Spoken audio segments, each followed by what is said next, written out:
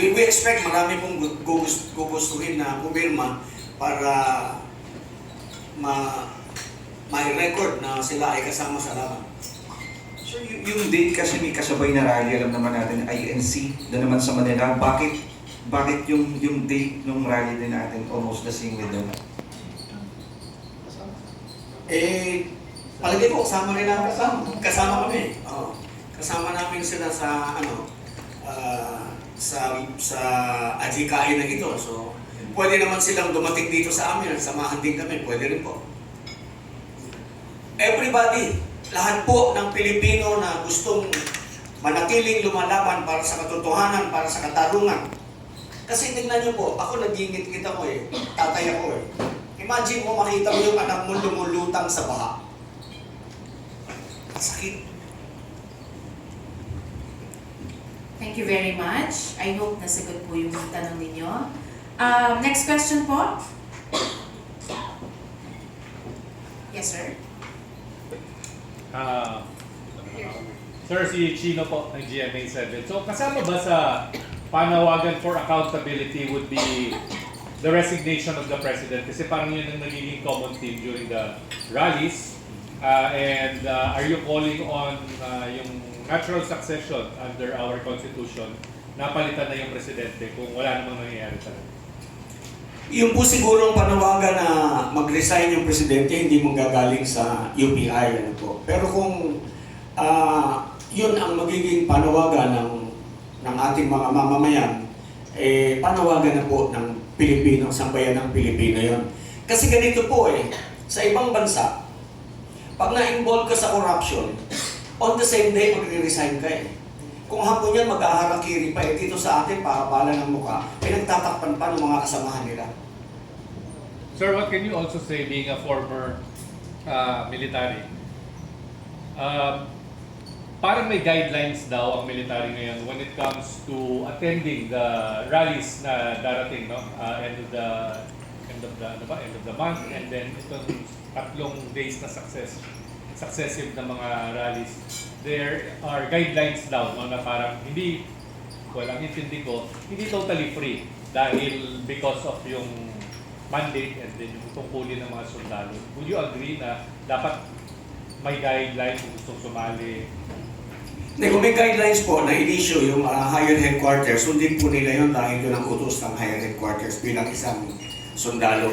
Pero bilang isang mamamayan, ito po yung matagal ko nang gustong ipaliwanag Masyadong na-abuso itong apolitical, non-partisan statement. Kahit na yung ating mga rules, yung ating mga batas na sinasabing hindi pwede, mas na-abuso ito dahil katulad ng nakaraang eleksyon, yung non-partisan, apolitical. Pagka nasa poder, pagka nasa partido, okay lang yung gobyerno, yung kawani, magkampanya, pero pagkakalaban ng incumbent, hindi pwede. See? So, yung apolitical, I do not believe, ako personally, I do not believe na dapat gamitin because every one of us is a part of a political unit. So you cannot be apolitical because you are in yourself a political unit. Yung partisan po siguro, yes, hindi pwedeng partisan politics. Pero bilang isang Pilipino, kung ikaw ay nag-exercise lamang ng iyong karapatan bilang mamamayan, hindi po pwedeng sikilin yun dahil you will already contravene the Constitution. And this is something I think needs to be clarified also doon sa mga nag-a-advise against participation. Because if you are a soldier, if you are a policeman, you are no less than a Filipino just because you wear the uniform. So mali na tigilan? Hindi ko po sinasabing mali. Sinasabi ko po sundin nila dahil yun ay utos ng higher headquarters. Pinapaliwanag ko lang po para di siguro malaman nila na yung mga naka-uniforming yan does not make them less of a Filipino just because they wore the uniform. They still have their rights. And you cannot curtail that. Yung mga ganyan. Minsan meron kampanya meron kaming pinapaliwanag. Hindi pa ako nagsasalita, pinagbabawalan na ako. Huwag mong banggitin yung pangalan ng mga kandidato. Kailangan kong ipaliwanag yung papaliwanag ko, pero wala akong babanggitin kandidato.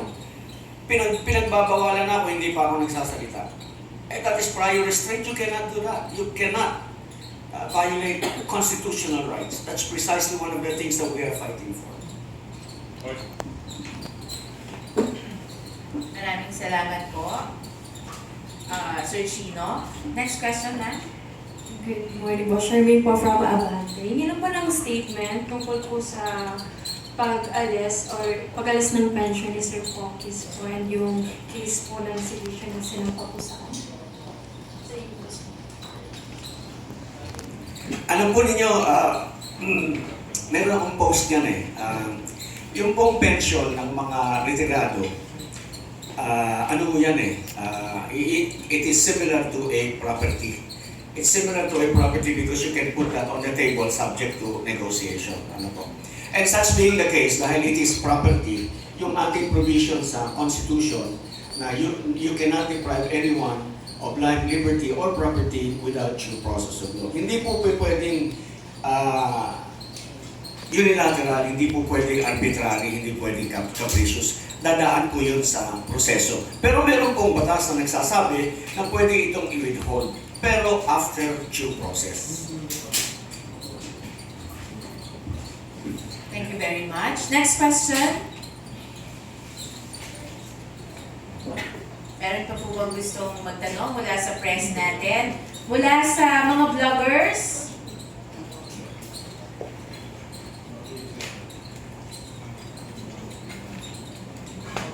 Nag-iisip pa po na tanong.